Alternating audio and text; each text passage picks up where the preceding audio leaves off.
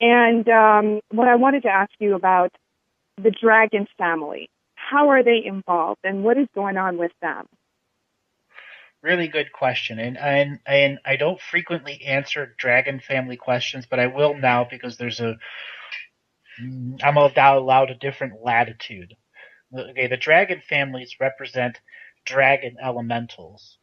That means that are thousands of DNA lineages where there are both men and women that allow dragons to come and live in their body temporarily and or permanently in a walk-in, walk-out basis. So the dragon families present a DNA lineage that allows elemental dragons to come and experience what it is to be a human, so that when they leave the human experience, that their dragon work, whatever you want to call it, represents something that the 3D humans can begin to experience.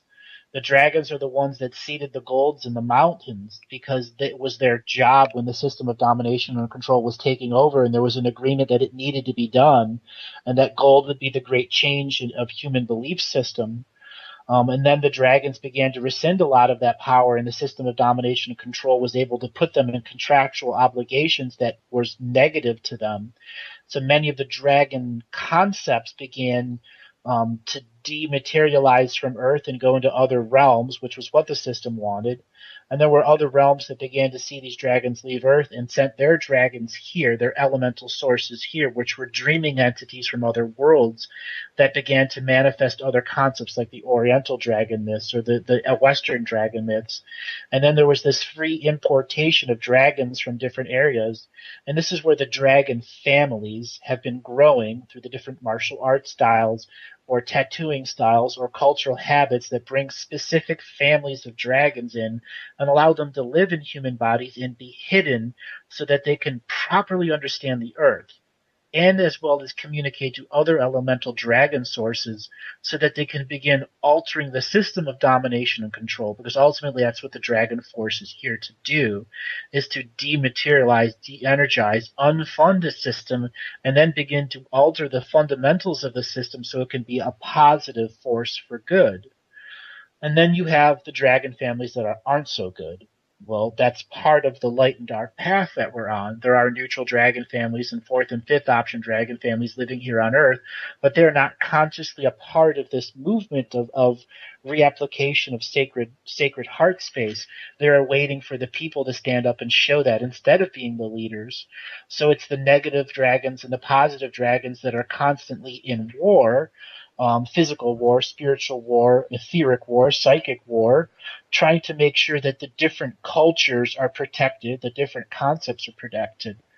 Dragons are also great record keepers, as well as teachers and historians, as well as magicians and hierophants. Um, but they're different. They're not human. They're dragon.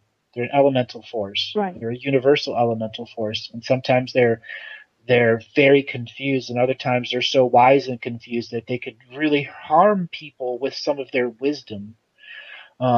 So dragons must be understood.